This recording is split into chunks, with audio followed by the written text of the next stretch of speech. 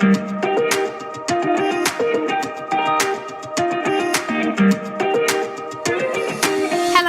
my name is Angela Cox and I am the Mindset Mentor, and this is the Mindset Mentor Meets podcast.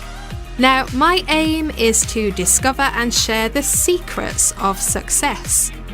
You'll hear engaging and uplifting interviews with business leaders at the top of their game, all primed to deliver bucketfuls of value and inspiration. We'll bring practical tips, success strategies, and golden nuggets of motivation to help you unleash your absolute potential. Now, please do like, share, and leave a review if you love this podcast. It really does help others to find us. Thanks for listening, and let's jump in now and meet this week's fabulous guest. Well, hello. Now, I haven't got a guest today. I am actually going to answer my own questions on the podcast because it's something that you've been asking me to do for quite a while now. So I thought, well, why not? As we're in the summer season, I will start to answer my own questions. We'll see how this goes. Now, we generally start the podcast, as you know, with a shake your pom-poms moment. And do you know what? I found this really hard. And my guests always say, my goodness, Angela, it's really hard to find 3 proud moments. And I am inclined to agree because I've had loads of moments to be proud of. I'm really fortunate in that, you know, I've had lots of achievements, won loads of awards, done well in my career, had beautiful children. And of course, I could say, you know, some or all of those things.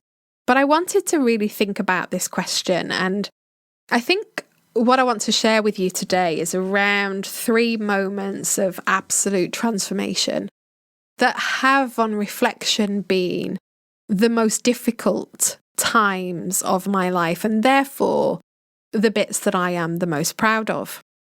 And the first one is about a complete transformation in my relationship. And, you know, that was about coming out of my first marriage, which was not the most connected marriage in the world, and one that was very much circled around control. So I had very little freedom in that marriage to be who I am, and lots of guilt and shame wrapped around me wanting to be anything but what he wanted me to be. And so from the age of 17 to the age of 27, I spent time in that relationship and didn't really know then where I was or what I was doing. And only on reflection now can see that that relationship didn't serve me at all. And so having met my husband that I'm married to now, the wonderful Mr. Cox, I can really appreciate what we have, how he treats me, how he really allows me to be who I am. And he doesn't have any ego within that. You know, he is able to kind of be the wind, if you like, beneath my wings, and to actually transform as a woman within that relationship and allow him to be that for me has been a huge personal transformation. Because when you come from a place of childhood sexual abuse, as I have had, and then a relationship that's incredibly abusive and controlling, then to be loved in the way that my husband loves me and supports me is so difficult to accept.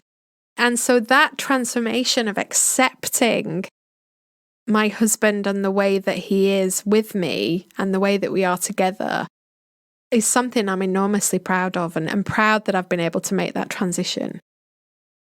I guess the second one then is my health transformation. So you may or may not know that for most of my adult life, I was actually obese and quite significantly at times. So, you know, wearing dress size 24 for a lot of my adult life and yo-yoing up and down, but never being smaller than a size sort of 14 to 16. So very much a torrid relationship with food, really, that was driven by an eating disorder called binge eating disorder. Something that I wasn't able to ever talk about up until a few years ago because of the shame that it induced. And no exercise to be heard of, really. I'd have the odd flurry now and again, perhaps with a Davina DVD, like you do in January. Or, I might go to a local gym and get involved for a few months and then give up. But for the most part, a really unhealthy lifestyle. And in 2016, that changed, and I found something called the Body Coach and started to really just follow his plan, exercise regularly, and just eat well, gave up alcohol, and followed the plan to the letter. And over the period of 2 years, following the Body Coach and other plans as well, I dropped all of the weight and found this. I wouldn't say it was a love of exercise, because I can't tell you that I ever really love it when I'm thinking about going to do it. It is something that I have to negotiate with myself often. But I've found a rhythm and a routine now, which is largely centered around exercising regularly, around eating as healthily as I can, and around not having alcohol. And to be able to have still sustained that into 2020 is a huge transformation for me. And being able to have binge eating disorder in control is massive. I've lived with that since I was 9 years old. So it's a transformation I'm incredibly proud of. And it led me to get the silver medal in the World Championships for kettlebell sport as well, which, if you'd have said that to me 5 years ago, it just never would have entered my head that that was possible. I guess the third moment of pride for me, the third shake your pom-poms moment, is about my career shift. And I talk about transformation. I had worked so very hard in my career, and I'll go on to talk about it shortly, but moving from the senior leadership position in corporate and then into consulting was one big shift that I had. But then moving from consulting to set up my own business as a life coach was a huge risk. I was earning great money. I had a really great job that actually I'd wanted to have for years and years and years. I'd followed this company for years and wanted to work for them. And then there was this moment sitting in a hotel with my boss where I just thought, actually, I can't do this anymore. And it was literally a decision made in 2 minutes in my head that the next minute was coming out of my mouth. And I was telling him that I needed to leave. And I had no qualifications back then as a coach, other than this sort of strategic lean coaching qualification that I'd done at Cardiff Business School. And so I set up my practice with that as my foundation. And actually, another life coach had said to me back at that time, you don't need any qualifications to be a coach. And so I set up knowing that this was what the advice was. And what I know now is you do absolutely need qualifications to be a great coach, because the amount of different things that your clients come with is vast. And having a good suite of tools and techniques, a good understanding of the mind, of psychology, of behaviours, of beliefs, is so key to doing a great job. And so for me, the transformation in terms of career wasn't necessarily just about taking that step, that very scary step, to set up on my own and go from amazing income to no income overnight. But it was more about making the decision to be the best coach that I could be for my clients. And that drove me in a 12-month period to get trained and accredited, importantly, in 8 different change modalities, and to get the PG cert in Psychology and Neuroscience. Because for me, those things are what make me the coach that I am. So I've had these 3 pom-pom moments: transformation in my relationships and what I accept, transformation in my health, and a transformation in my career. I mean, the whole thing, my whole life has changed, and it really has. So if I think then to one of the questions I sometimes ask, which is you're thinking back to childhood, what did you want to be when you grew up? There wasn't really ever a thing I wanted to be, I'll be honest. I knew that I was always very good at school, so I was always that kid that was classed as top of the class. And a lot of that through probably compliance and wanting to please, as much as it was about my academic capability. But, I was very much the all-A student and did very well in primary and secondary. And I went to a secondary school, actually, that was a big comprehensive. And in the second year, got absolutely battered by a girl. I mean, I had this egg on my head and really battered. And I was terrified of this girl. She was called Colleen, and I can see her now, terrified. And I didn't actually know what that was all about. But I remember my mum going to see my granddad and saying, we need to get her out of this school. And I want to put her in a private school. And my granddad said, well, I'll pay for her to go to the private school because my parents didn't have lots of money. And so that's what happened. And I went to this really tiny private school and did very well there as well. And it was then that I started to go into the Air Training Corps. And the Air Training Corps was sort of, mini RAF, if you like, training camp where you'd wear uniform and you'd march around the drill ground and you'd go on all of these various camps. And in that first few weeks as a probationer, I was called out as being the leader of the probationers. So whenever I go anywhere, I tend to get focused on as being a leader and given responsibility really quickly. And so because I was in the Air Training Corps, I decided that the absolute ideal career for me was to go in the RAF. Well, what a load of nonsense that is, because I cannot stand rules and hierarchy and, must bow and curtsy and be told to shut up and shut up. I can't stand all of that. So why I thought this was a good idea, I will never know. But me being me, wanted to do it to the best of my ability. So I applied for an RAF sixth form scholarship and I went down to Cranwell and did the assessments and felt like a complete fish out of water. And I remember the man there, one of the men saying to me, well, he said, you certainly lead with personality, don't you?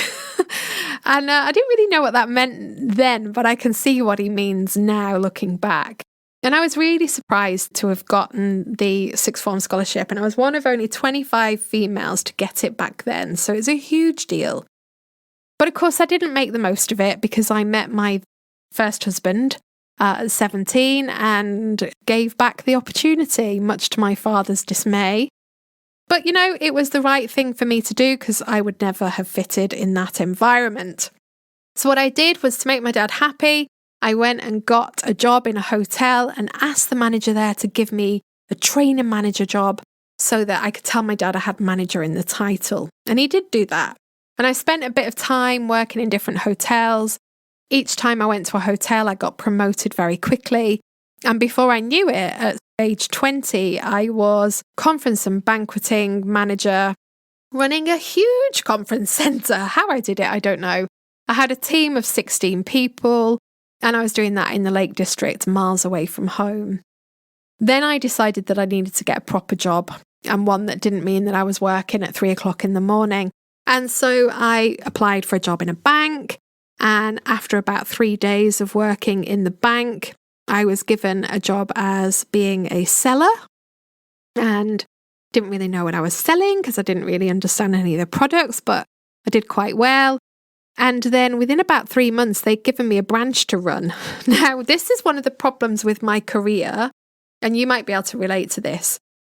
Because I was always called out as being a good leader and given responsibility very quickly, what I didn't have was the grounding that needed to sit underneath that. So here I am running a branch, great at leading and motivating people, but have no clue how the branch needs to work. So our sales targets were through the roof, but the nuts and bolts of how to run a branch, I had no clue about. So I always had this feeling of being a swan swimming. And this happened every job I went to. Every single time I went into a role, I'd get promoted very quickly. It happened at Lloyd's Banking Group. I met the ops director. We connected really well. The next thing I know, she's given me an ops manager job running a call centre that I knew nothing about, running a call centre. And I just didn't have a clue what I was doing. But the people that worked with me were really happy and really motivated. So we kind of got by. And a lot of the time they supported me to make sure that we did a good job, which I'm really grateful for. This happened more and more and more. And before I knew it, I found myself as strategy director in a huge group called Compass Group. And then I moved over into consulting in a job with a company that I had followed and worked alongside for years and years and years as a client. And there I am with my dream job. And then, of course, I decide that actually I want to be on my own. And I have to say, being on my own as this life and behavioural change coach, working with senior leaders and execs and professionals, there isn't one day in the 2 years I've been doing this, there isn't one day where I've felt that swan swimming feeling. Doesn't matter who I'm with, whether it's a CEO of a huge organisation or whether it's a person who is having extreme trauma, I know that I can deal with those things. And that hopefully doesn't come across as me sounding arrogant, because it really isn't that. It's this absolute belief in myself and my ability to do this job like I was born to do it. And that's a beautiful feeling that I've never actually experienced before. So I know I'm in the right place. So we go on to whether I've ever experienced adversity and how has that shaped me. And I guess, it would be really easy for me at this point to talk about the sexual abuse that I experienced in childhood. But actually, that wasn't the thing that has shaped me. I think when you're a child and you experience adversity, you don't necessarily recognise it at the time as adversity, particularly with something as secret as abuse, because you don't know whether that's normal, you don't know whether other people are experiencing it, so you don't have a comparator. So you just kind of live your life as if that's normal until you get older and then you look back on it. I think when I think about adversity now, for me, it's more about experiences that I've had more recently. So in 2017, which was one of the reasons why I left my role in consulting and set up on my own, I had what I call the wheels falling off moment, which was me just suddenly not being able to cope at all with anything. So would spend huge amounts of time crying, had huge numbers of flashbacks to things that had happened in childhood, and was, to all intents and purposes, sitting looking at myself in the mirror and going, so you've lost all of this weight, you've got fit and healthy, you've got a job that you've worked your whole life for in consulting, and yet you can't even get through a day without crying. What is the matter with you? And I remember sitting down and thinking, perhaps I need to have antidepressants, but I really didn't feel depressed. And I reached out to, one of these helplines that you get through work. I reached out to whatever company it was, insurance company, and they said, oh, perhaps you need to speak to such and such psychologist. And I was like, oh, okay. And I had seen a psychologist about the abuse in my 20s, but, this was kind of a new thing to lean into at age 40, just before 40. And so I rang this guy and he said, okay, who you need is this lady called Sally. And I remember going to see Sally for the first time and she said, I want you to phone in work tomorrow and tell them you're not coming in. She said, you need some time because my belief on everything that you've told me is that you are suffering with post-traumatic stress disorder. And whoa, how hard was that? I mean, talk about the adversity, by the way, is not the fact that all of this stuff was happening, because I'd been through periods like this before where I found it hard to deal with stuff from the past and it would creep up on me and make me stop. The adversity comes in having to go into this workplace where I felt like a complete outsider I was one of very few women in that organization and didn't fit the mold. So I wasn't an engineer. I didn't have major qualifications. I didn't think logically like lots of them did. And we'd sit in meetings and I would feel very different. And having been in corporate environments where I fitted in perfectly, this was really tough for me.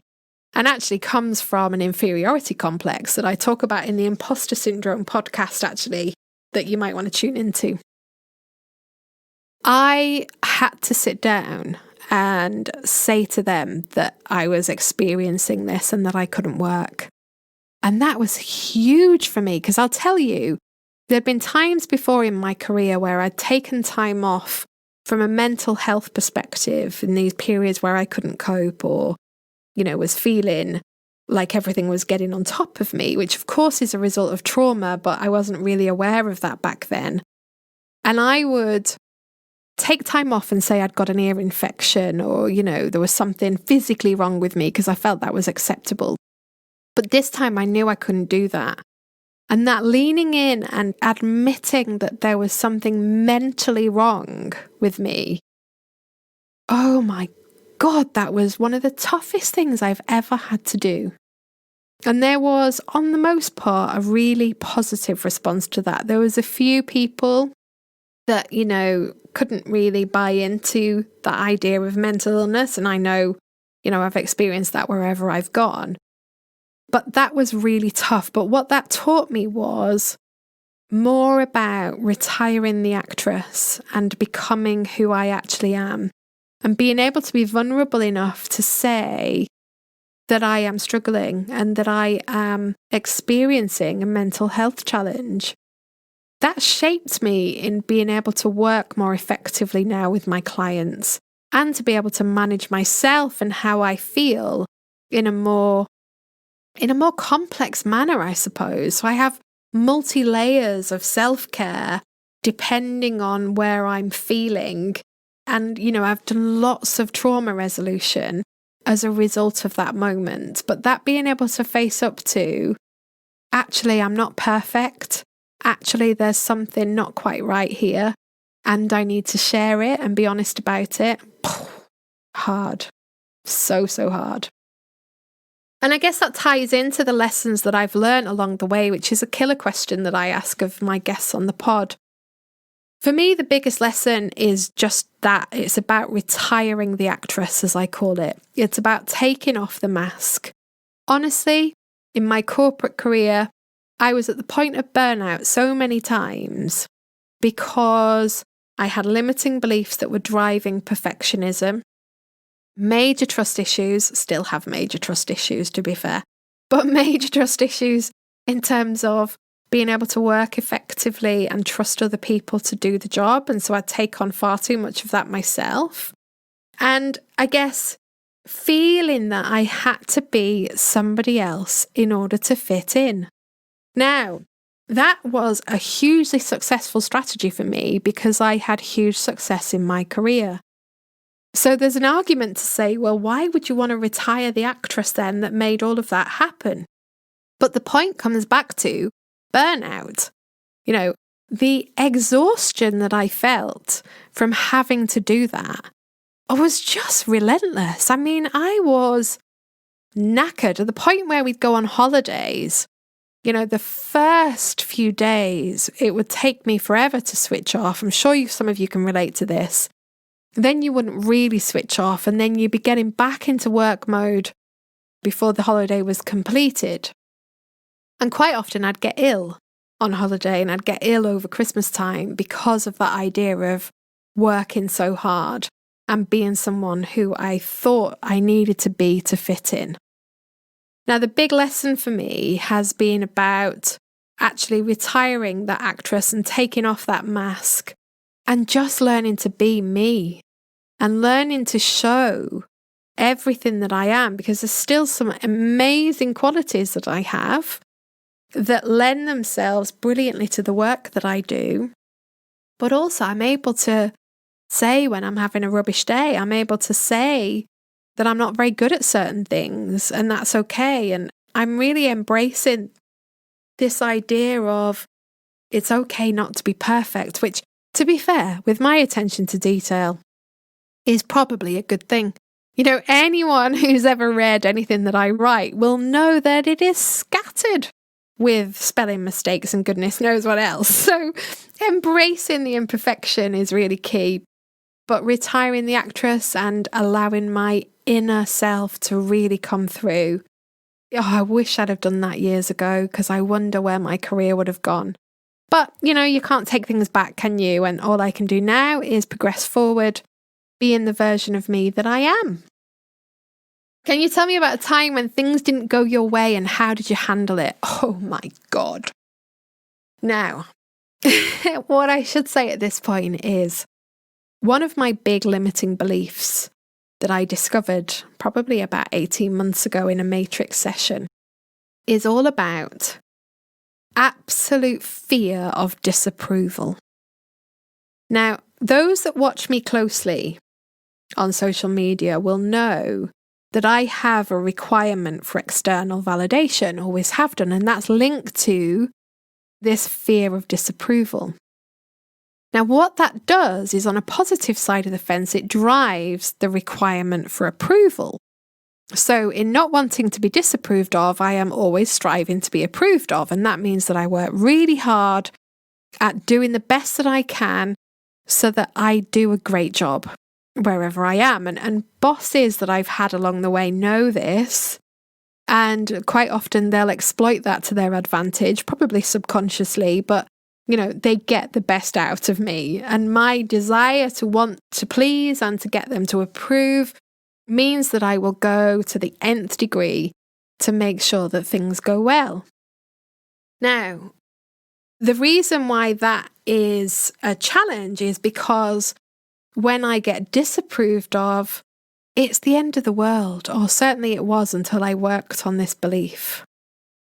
I mean, literally, I would feel crushed to the point where, it could quite often render me in tears. And this has happened so many times in my corporate career where a boss will have said something about what I've done, and in a really throwaway way, that most people would feel okay about. But for me, it would be like being stabbed through the heart. And the same, my experience with the trolls in 2016-17, when I was tracking my weight loss journey on social media. I attracted so many trolls, really hateful messages. They were just awful, and they were coming daily at one point. And that disapproval, even though it was from people that I didn't know, was crushing.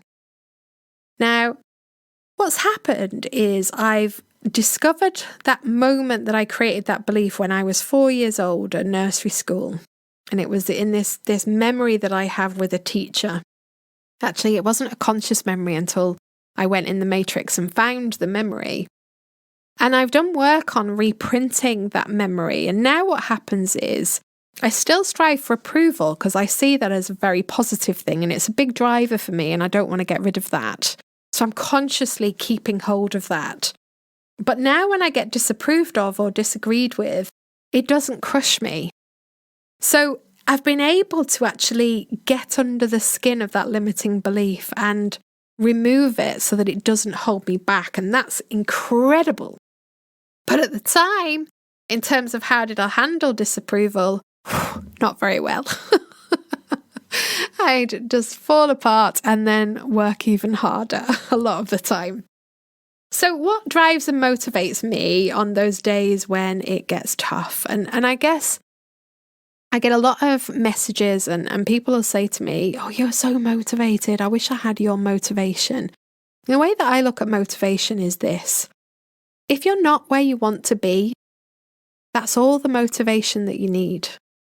And the thing that gets in the way is things like self-talk, things like limiting beliefs, things like self-doubt, all of which can be managed. The motivation is there for everyone. So I have incredibly high levels of motivation because I manage all of the things that tries to stop it. I like to think about it as a cartoon, like a Tom and Jerry. Jerry is there full of motivation and Tom is there trying to stop Jerry from getting where it wants to go. And all I do is manage Tom. because the motivation is there. Now, on some days, I'll get up at 6:30, the alarm will go off. I'm meant to go down and do a workout, and I think, I can't be bothered. And some days, the I can't be bothered does win. But for the most part, I'll interrupt the I can't be bothered message with I want to do this, I choose to do this because it makes me feel good. And before I know it, I'm up and going to do it. So I guess the drive and the motivation is that I do want to be a better version of myself tomorrow than I am today. I have got a really clear vision of where I want to be in a year's time, in 5 years' time, in 10 years' time. And so I really do visualize those things that I want. And because I'm not there yet, I'm motivated to head towards it. That's a huge driver for me, this future state picture, and one that keeps me up. And then I guess, how do I take care of my mindset? Well, the Mindset Gym online program that I've created, and I'll leave the link for that into the show notes. The stuff that I've put in the Mindset Gym is the stuff that I use, the deliberate practices every day based around positive psychology that keep me up. So for me, it's about more than exercise. It's about more than healthy eating. Both of those things are important. But keeping my mind healthy and the way that I think healthy is incredibly important. And the Mindset Gym principles are the thing that I go to and that I practice in order to keep that mindset muscle really, really strong. We've got one around, what does vulnerability mean to you or to me? Let me think about this. Vulnerability for me is about really having courage to step outside my comfort zone. I believe that, if you can envisage yourself standing with a circle of chalk all around you, and I believe that we often, as individuals, get to the perimeter of that chalk, get to the edge of the chalk, and then we believe that if we step over the line, we're going to fall down into the abyss and never be found again. And that is absolute nonsense. There's just another bit of floor beyond that line of chalk. And if you step over it, it's going to feel exactly the same as the ground that you are on now, but you've just stepped a bit further towards where it is that you want to get to. And so for me, that vulnerability is about having the courage to know that beyond that line of chalk, it might be uncertain. Beyond that line of chalk, it might feel a little bit more challenging, a little bit more difficult, but you go and do it anyway. And allowing yourself to feel that uncertainty and to not have all of the answers, and more importantly, not have control. That's what vulnerability is all about for me. And I challenge myself to practice it as often as I can. I don't think it's about, crying all over your colleagues or telling everyone the ins and outs of everything in your life. But it is about being able to show up as you without the mask and to step over that line of chalk. Oh, do you know what? It's hard having a one-way conversation. I feel like my voice is going. And I'm not sure whether this is interesting or not to any of you, but it's been nice actually to be able to just take a bit of time and to think about what my guests have to think about in order to come on the podcast. And, when you get the no's from people, so I'll invite people and they'll go, no, it's not for me. I'm too shy or I'm too scared. I can see that because it's challenging to talk about yourself for this amount of time. But again, it's about stepping over that line of chalk, isn't it? And about putting yourself outside of your comfort zone. So on to the secret of success. And you know what? I mean, of all the guests we've had so far, I don't think we've had one answer that's the same. The secret to success for me is absolutely about bringing to the show, bringing to the table the person that you really are in every single circumstance that you're in. So for me, there isn't 10 versions of Angela Cox. There isn't a corporate version or a professional, people love to use that word. There isn't a professional version and then one who's at home. You get Angela Cox. You know, every single inch of her. You get my full personality. You get my ups and my downs, my wrongs and my rights, my perfection and my imperfection. You get the whole shebang when you meet Angela Cox now, and she might be a very different version to the one that you perhaps met 5-10 years ago in the corporate world. Because for me, the secret to success now is about just being who I really am and not being afraid of that, not being apologetic for it, and bringing every single inch of it to the party, shaking my pom-poms and being proud. And that, I know, is making me and will continue to make me more successful than I have ever been. And that might not be in title, might in the future not even be about money, but it's about being true to me. And so I don't harbour guilt, I don't harbour shame, I don't harbour any of those awful feelings that muster up inside you when you're not being who you truly are. So that's my secret to success. And I would thank you very much for listening in to this special episode. I hope you've enjoyed listening as much as I've enjoyed recording. And do come back and listen to some more. I'm going to just do a little beg now and ask you to please go on to iTunes and leave us a review, because they really do help us to be heard by other people. And do check out the link in the show notes to my 2 online programs, the Mindset Gym I've talked about today, and the Courage and Confidence program, which is incredible. It's a 13-week program, only £149, and you can actually pay for that over 3 months. So it's accessible to most people, and that's what I wanted. If you want to build that courage to be vulnerable and you want to build unshakable inner confidence, it's absolutely the right one for you.